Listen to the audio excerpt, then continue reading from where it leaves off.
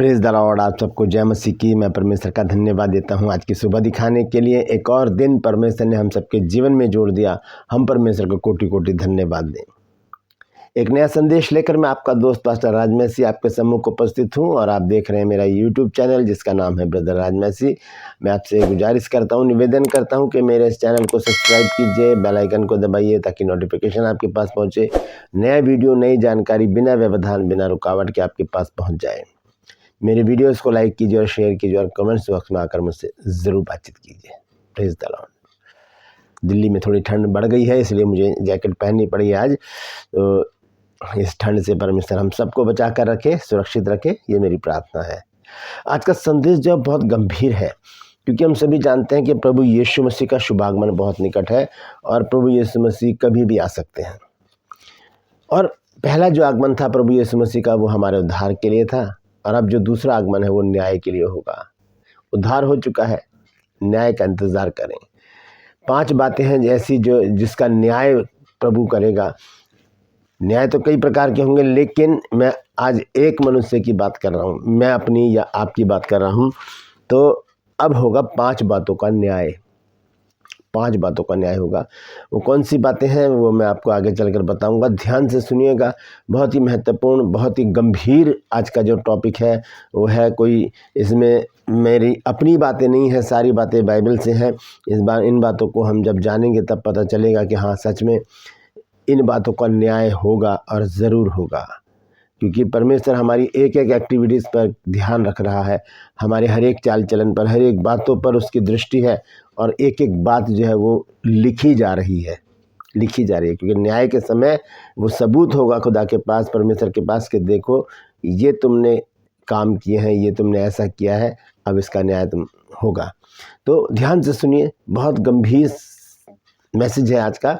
मैं बार बार इसलिए कह रहा हूँ क्योंकि वास्तव में ये बहुत गंभीर समस्या है और इस पर हमें गौर करने की ज़रूरत है। इस संदेश को सुनने के बाद हम ज़रूर गौर करें और इस संदेश को और लोगों तक भी पहुँचाएं, ताकि जो न्याय का जो समय आने वाला है उसके लिए हम तैयारी कर सकें। Praise the Lord. True pulse में आज का सवाल है कि यीशु मसीह नासरी क्यों कहलाए। यीशु मसीह नासरी क्यों कहलाए? जानते हैं तो कमेंट्स में लिख दीजिए, नहीं तो डिस्क्रिप्शन में आपको इस सवाल का जवाब मिल जाएगा। Praise the Lord. और ये मेरा नंबर है, मेरा पर्सनल नंबर है ये। आप इस पर मैसेज करके, व्हाट्सअप मैसेज करके हमारी जो बाइबल कॉलेज की बुक्स हैं वो मंगा सकते हैं, वो परचेज़ कर सकते हैं। क्योंकि बहुत से लोगों ने जब इन बुक्स को मंगाया है तो उनके मैसेजेस, कॉल्स मेरे पास आती हैं और कहते हैं कि हमारा आत्मिक उन्नति हो रही है और हमने कुछ नई बातें सीखी हैं। तो अगर आप भी ऐसा चाहते हैं तो इस नंबर पर आप व्हाट्सएप मैसेज कीजिए और लिखिए कि मुझे आपकी पुस्तकें चाहिए। आपको पूरी जानकारी उसी समय दे दी जाएगी। Praise the Lord. मेरे विज़न के लिए प्रार्थना करते रहिए कि परमेश्वर जल्द से जल्द इस कार्य को शुरू करने में हमारी मदद सहायता करे। यदि आपके मन में परमेश्वर कुछ डालता है तो डिस्क्रिप्शन में मेरा अकाउंट नंबर है, आप उसमें ज़रूर अपना हिस्सा डाल सकते हैं, क्योंकि ये परमेश्वर का कार्य है। जब हम इसमें मिल के काम करेंगे तो परमेश्वर उस कार्य को जल्दी शुरू करेगा, जल्दी ख़त्म करेगा और हर एक देने वाले को आशीषित करेगा। Praise the Lord. आइए एक छोटी सी प्रार्थना करते हैं, उसके बाद आज के वचन में चलेंगे। प्रभु जी, मैं धन्यवाद देता हूँ आज की सुबह दिखाने के लिए और विनती करता प्रभु, आज के वचन को भी शेयर करने मेरी मदद सहायता कर। मेरे होठों को, मेरे दिल दिमाग को छूकर ब्लेस कर। मेरी आत्मा और मेरा शरीर तेरे ही कब्जे में रहे, ताकि बोलने वाला मनुष्य नहीं बल्कि तेरा आत्मा हो। जो भी गुण भेद की बातें आज के इस वचन में छिपी हैं प्रभु, वो हम पे प्रकट करना, ताकि हम उन बातों को जाने और उसी के अनुसार अपने जीवन को व्यतीत करने वाले बन सकें। जितने भी लोग इस वचन को देख रहे हैं, सुन रहे हैं, उन सब पर मैं तेरी आशीष बोलता हूँ प्रभु जी। हर एक को आशीषित कर। हर एक की रोग बीमारी, चिंता, परेशानियाँ, दुख, तकलीफें, लड़ाई झगड़े, मनमुटाव, बांझपन, कर्जा, नशा, बेरोजगारी, कमी, घटिया, बुरी बीमारी, तलाक की समस्याएं प्रभु जी, दुष्ट आत्माएं, अशुद्ध आत्माएं, हर एक के घर से, दिल, जिस्म, जान से दूर कर दे प्रभु जी। अपने बच्चों के जीवन में अद्भुत और बड़े काम कर। भला चंगा रख, खुशहाल रख प्रभु, ताकि वो तेरी महिमा कर सके। बहुत से लोग खो गए हैं प्रभु, उनको अपनी निगरानी में उनके घरों तक वापस पहुंचा, ताकि उन घरों में भी आनंद मनाया जाए। धन्यवाद देता हूँ प्रभु, तूने मेरी प्रार्थना को सुन लिया है। प्रभु यीशु के नाम से मांगते हैं, आमीन। Praise the Lord. तो आइए आज के संदेश को हम शुरू करेंगे और संदेश है कि अब होगा 5 बातों का न्याय। ये 5 बातें कौन सी हैं, आइए हम शुरू करते हैं। सबसे पहले मैं आपको पाँचों बातों के बारे में बता दूं कि ये मनुष्य से रिलेटेड है, किसी परिवार से नहीं, किसी समाज से नहीं, सिर्फ एक मनुष्य से रिलेटेड है, क्योंकि उद्धार जो है वो पर्सनल है। अगर मैं विश्वास करूंगा तो मैं ही उद्धार पाऊंगा। मेरी पत्नी को, मेरे बच्चों को अलग से प्रभु यीशु मसीह के ऊपर विश्वास करना पड़ेगा।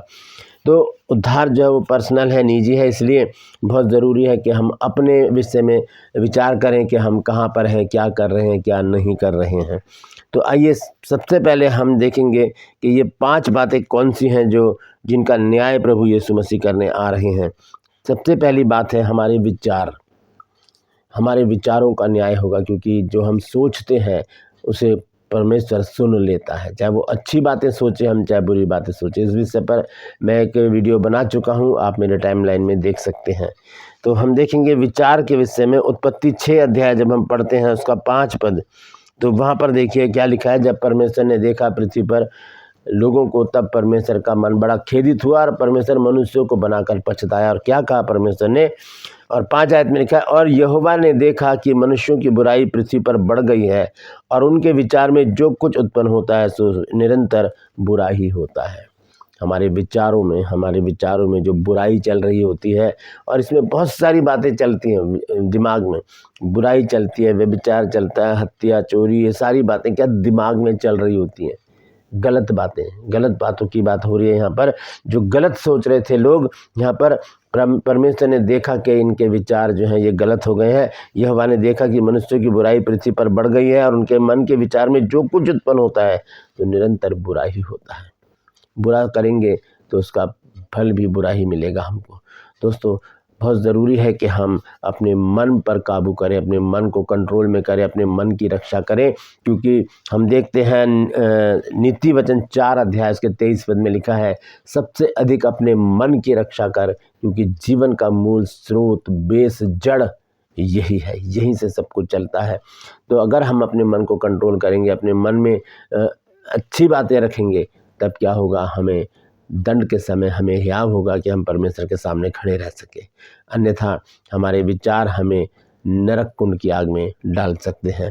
परमेश्वर के दाहिने हाथ पर हमें बाएं हाथ पर हमें खड़ा कर सकते हैं। तो ज़रूरी है दोस्तों, सबसे पहले हम अपने विचारों को शुद्ध करें, क्योंकि हम जानते हैं कि परमेश्वर ने जब यहाँ पर देखा है, उत्पत्ति की पुस्तक में जो हमने पढ़ा, जब देखा कि मनुष्य के मन में जो कुछ भी होता है वो बुरा ही होता है, तब परमेश्वर ने सब कुछ नष्ट कर दिया। ये हमारे लिए दृष्टांत भी है, ये हमारे लिए सबक भी है, ये हमारे लिए शिक्षा है, ताकि हम अपने विचारों को शुद्ध रखें, जिसके लिए नीति वचन में लिख दिया है सुलेमान ने 4 अध्याय के 23 पद में कि सबसे अधिक अपने मन की रक्षा कर, क्योंकि जीवन का मूल स्रोत वही है। हमें रक्षा करनी होगी अपने हृदय की, मन की, ताकि हम सुरक्षित रह सकें, पवित्र रह सकें और दंड से बच जाए, न्याय के समय दंड से बच जाए। ये पहली बात मैंने आपको बताई है। दूसरी बात है हमारी दृष्टि से भी बहुत सारे गुनाह हो जाते हैं दोस्तों, और ये दृष्टि का भी क्या करेगा, परमेश्वर न्याय करेगा। हमने क्या देखा है, चुपचाप से देखा है, चाहे हमने प्रत्यक्ष रूप में लोगों के सामने देखा है, हम इस दृष्टि से क्या कर रहे हैं, इस दृष्टि से हम क्या हो जाते हैं, हम फंस जाते हैं, क्योंकि हम सोचते हैं कोई देख नहीं रहा, लेकिन परमेश्वर सब कुछ देख रहा है। हम देखेंगे दूसरा पतरस 2 अध्याय और उसका 14 पद। परमेश्वर का वचन यहाँ बताता है कि उनकी आंखों में व्यभिचार बसा हुआ है और वे पाप किए बिना रुक नहीं सकते। वे चंचल मन वालों को फुसला लेते हैं, उनके मन को लोभ करने का अभ्यास हो गया है, वे संताप की संतान है। आंखों में क्या बचा हुआ है, व्यभिचार, गंदे काम, आंखों में गलत चीज़ों को देखना बसा हुआ है। ये आँखों से हम पाप करते हैं जब, तब परमेश्वर हमसे नाराज हो जाता है, क्योंकि पाप का और परमेश्वर का कोई भी संबंध नहीं है। यहाँ पर हम देखते हैं लिखा है कि आँखों में व्यभिचार बसा हुआ है। हमारी आँखें तृप्त होती हैं तब जब हम गलत चीज़ों को देखते हैं, हम आनंदित हो जाते हैं और ये नहीं सोचते कि उसका प्रतिफल, उसका दंड क्या है।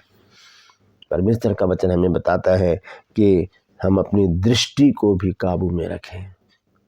जब हम पढ़ते हैं अय्यूब की पुस्तक उसका 31 अध्याय और उसका पहला पद, तो देखिए वहाँ पर क्या लिखा गया है। लिखा है, मैंने अपनी आँखों के विषय में वाचा बांधी है, फिर मैं किसी कुंवारी पर क्यों कर आँखें लगाऊं। वाचा बांधी अपनी आँखों पे, मैंने अपनी आँखों से गलत काम नहीं करना। दोस्तों हम भी वाचा बांधे परमेश्वर से और कहे, प्रभु मेरे विचार, मेरी दृष्टि तेरी तेरी तेरी दृष्टि में सुरक्षित रहे, तू इनकी रक्षा कर, ताकि इनसे कोई भी गलत काम ना हो, ना मेरे मन में कोई गलत विचार आए, ना मैं अपनी आँखों से कोई गलत चीज़ देखूं जिससे कि मैं दंडित हो जाऊं। दोस्तों ये बहुत ही खतरनाक बातें हैं हमारे लिए। तीसरी जो बात है वो है हमारी ज़ुबान। ज़ुबान से हम बहुत कुछ अनाप शनाप करते हैं और इसका न्याय भी ज़रूर होगा। परमेश्वर न्याय के समय हमसे बात करेगा इस बारे में कि तुमने क्या अपनी ज़ुबान से बोल डाला है। आइए देखेंगे परमेश्वर के वचन से, भजन संहिता 52 अध्याय और उसका 4 पद हम पढ़ेंगे। हाँ देखिए क्या लिखा है। परमेश्वर का वचन बताता है कि हे छली जीभ, तू सब विनाश करने वाली बातों से प्रसन्न रहती है। हे छली जीभ, ये छल है। जीभ के बारे में बाइबल में बहुत कुछ लिखा हुआ है। जब हम देखते हैं नीति वचन 18 अध्याय और उसके 21 पद में, तो देखिए जीभ के विषय में क्या लिखा है। लिखा है, जीभ के वश में जीवन, मृत्यु और जीवन दोनों होते हैं, और जो उसे काम में लाना जानता है वह उसका फल भोगेगा। अपनी जीभ को सही तरह से काम में लाएं, लोगों को आशीषित करें, उनको आशीष दें, ज़ुबान से अच्छी बातें बोलें, भली बातें बोलें, लोगों को आशीर्वाद दें, शराब ना दें, आशीष दें, और लोगों को गालियाँ ना दें, और गाली के लिए अपनी ज़ुबान को यूज़ ना करें, अपशब्दों के लिए अपनी ज़ुबान को यूज़ ना करें, क्योंकि जीभ के विषय में परमेश्वर का वचन हमें बताता है कि जीभ के वश में मृत्यु और जीवन दोनों होते हैं, और जो उसे काम में लाना जानता है उसका फल भोगेगा। तो हम कैसे काम में लाएं जीभ को? अच्छी बातों के लिए, ताकि उसका फल हमको मिले। जब परमेश्वर न्याय करे हमारा, तब हमें अपने दाएं हाथ पर खड़ा करे, क्योंकि हमारी जीभ को हमने अपने काबू में कर रखा है। आइए इसका एक संदर्भ देखेंगे। पहला पत्रस 3 अध्याय और उसका 9 और 10 पद। बुराई के बदले बुराई मत करो, और ना गाली के बदले गाली दो, पर इसके विपरीत आशीष ही दो, क्योंकि तुम आशीष के वारिस होने के लिए बुलाए गए हो। क्योंकि जो कोई जीवन की इच्छा रखता है और अच्छे दिन देखना चाहता है, वह अपनी जीभ को बुराई से और अपने होठों को छल की बात करने से रोके रहे। अच्छे दिन कहाँ, किसे कहा गया अच्छे दिन? स्वर्ग में जो हम परमेश्वर के साथ रहेंगे वो हमारे लिए अच्छे दिन होंगे। पृथ्वी पर हमारे लिए कोई भी अच्छा दिन नहीं है। हाँ इतना है कि जब हम परमेश्वर की संगति में बने रहते हैं वो हमारे लिए अच्छे दिन होते हैं। अच्छा समय होता है कि हम परमेश्वर के साथ हैं और परमेश्वर हमारे साथ है। तो यहाँ पर लिखा है, क्योंकि जो कोई जीवन की इच्छा रखता है और अच्छे दिन देखना चाहता है, तो वो अपनी जीभ को बुराई से और अपने होठों को छल की बात करने से रोके रखे। तो जीभ से जो बातें हम बोलते हैं उसका भी न्याय प्रभु ज़रूर करेगा। चौथी चीज़ है हमारा चाल चलन। चाल चलन के विषय में हम जानते हैं, हम देखेंगे यिर्मयाह नबी की पुस्तक, उसका 17 अध्याय और 9 और 10 पद। मन तो सब वस्तुओं से अधिक धोखा देने वाला होता है, उसमें असाध्य रोग लगा है, उसका भेद कौन समझ सकता है। मैं यहोवा मन की खोजता और हृदय को जांचता हूँ, ताकि प्रत्येक जन को उसकी चाल चलन के अनुसार अर्थात उसके कामों का फल दूँ। चाल चलन मतलब हमारे काम, जो हम गलत कामों में लिप्त अगर हम हैं तो हमारा चाल चलन गलत है। हम गलत लोगों की संगति में हैं तो हमारा चाल चलन गलत है। हम गलत शिक्षा में पड़ गए हैं तो हमारा चाल चलन गलत है। तो यहाँ लिखा है कि 10 पद में, मैं यहोवा मन की खोजता और हृदय को जांचता हूँ, ताकि प्रत्येक जन को उसकी चाल चलन के अनुसार अर्थात उसके कामों का फल दूँ। चाल चलन मतलब हमारे जो काम है उसका फल हमको मिलेगा। अच्छे काम करेंगे तो अच्छा फल मिलेगा, बुरे काम करेंगे तो बुरा फल मिलेगा।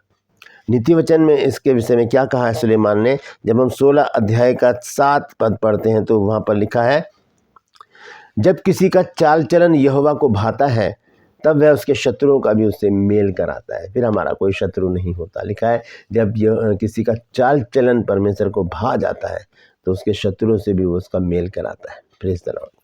और आखिरी जो बात है वो है हमारा शरीर, हमारे अंग। हम अपने अंगों से जो गलत काम करते हैं उसके द्वारा हम दंडित होंगे।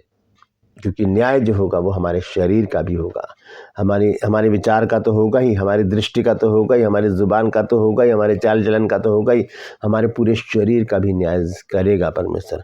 आइए देखेंगे गलातियों की पुस्तक 5 अध्याय का 19 पद से पढ़ेंगे क्या लिखा है। गलातियों 5 की 19 आयत से लिखा है कि शरीर के काम तो प्रगट है, अर्थात व्यभिचार, गंदे काम, लुचपन, मूर्ति पूजा, टोना, बैर, झगड़ा, ईर्ष्या, क्रोध, विरोध, फूट, विधर्म, डाह, मतवालापन, लीला क्रीड़ा और इनके जैसे और काम हैं। इनके विषय में मैं तुमको पहले से कह देता हूँ, जैसे पहले कह भी चुका हूँ कि ऐसे ऐसे काम करने वाले परमेश्वर के राज्य के वारिस नहीं होंगे। तो हमारा शरीर जो है इन कामों में लिप्त रहता है, इसलिए शरीर का न्याय होगा। और जब हम इन्हीं कामों में लिप्त रहेंगे तो ये शरीर जो है वो नरक की आग में डाल दिया जाएगा, नरक की आग में डाल दिया जाएगा। इसके विपरीत हमें करना क्या है। हम रोमियो 8 अध्याय और उसके 6 पद में जब हम पढ़ते हैं तो देखिए वहाँ पर परमेश्वर का वचन हमें क्या बताता है। लिखा है कि शरीर पर मन लगाना तो मृत्यु है, परंतु आत्मा पर मन लगाना जीवन और शांति है। जीवन और शांति है। यानी कि जब हम आत्मा पर मन लगाएंगे, शरीर की अभिलाषाओं को, उसकी इच्छाओं को, उसकी लालसाओं को हम दफन कर देंगे, हम आत्मिकता की ओर दृष्टि करेंगे, हम आत्मिक जीवन जीने का प्रयास करेंगे, आध्यात्मिक जीवन जीने का प्रयास करेंगे, परमेश्वर की संगति में, परमेश्वर के लोगों की संगति में बने रहने का प्रयास करेंगे, प्रार्थना में लगे रहेंगे, आराधना करते रहेंगे और परमेश्वर के लोगों के साथ संगति करते रहेंगे, वचन पढ़ते रहेंगे। तब क्या होगा, हम आत्मिक उन्नति करेंगे। शरीर का काम नहीं करेगा तब हमारी आत्मा जो है वो काम करेगी। तो यहाँ लिखा है शरीर पर मन लगाना तो मृत्यु है, परंतु आत्मा पर मन लगाना जीवन और शांति है। तो ये 5 बातें मैंने आज आपको बताई हैं। सबसे पहले क्या है, हमारे विचारों का न्याय होगा, हमारी दृष्टि के द्वारा किए गए कामों का न्याय होगा और हमारी ज़ुबान से किए गए बातों का न्याय होगा, हमारे चाल चलन का न्याय होगा, हमारे शरीर से किए गए गलत कामों या अच्छे कामों का भी न्याय होगा। दोनों तरह से, अगर अच्छे काम करेंगे तो हम स्वर्ग में जाएंगे, गलत काम करेंगे तो नरक में हमारे लिए दरवाजे खुले हुए हैं। अंत में एक वचन पढ़ के मैं समाप्त करूँगा। रोमियो 8 अध्याय के पहले पद में लिखा है, सो अब जो मसीह यीशु में है उन पर दंड की आज्ञा नहीं, क्योंकि वे शरीर के अनुसार नहीं परन आत्मा के अनुसार चलते हैं। दोस्तों, जब हम आत्मा के अनुसार चलेंगे हमारे विचार शुद्ध रहेंगे, हम अपनी दृष्टि से कोई भी गलत बात नहीं देखेंगे ना करेंगे, हम अपनी ज़ुबान को काबू में रखेंगे, हम अपने चाल चलन को कंट्रोल में रखेंगे और हम अपने शरीर को भी अपने कंट्रोल में रखेंगे। हम आत्मा के द्वारा आत्मिक रीति से आगे बढ़ते चले जाएंगे और परमेश्वर के राज्य की तैयारी करेंगे और हमें तब डर नहीं होगा कि अब प्रभु आने वाला है। हम कहेंगे प्रभु तू जल्दी आ, क्योंकि मैं तैयार हूँ। अगर हम तैयार नहीं होंगे तब क्या होगा, हम डरेंगे प्रभु आने वाला है, क्या होगा। तो हमें उस डर को निकाल कर क्या करना है, उसको डर को निकालने के लिए क्या करना है, हमें अपने आत्मा पर ध्यान देना है। शारीरिक कामों को त्यज कर हम आत्मिक उन्नति करते जाएं। और जैसे कि हम पढ़ते हैं रोमियो 13 के 14 पद में, तो वहाँ पर देखिए क्या लिखा है।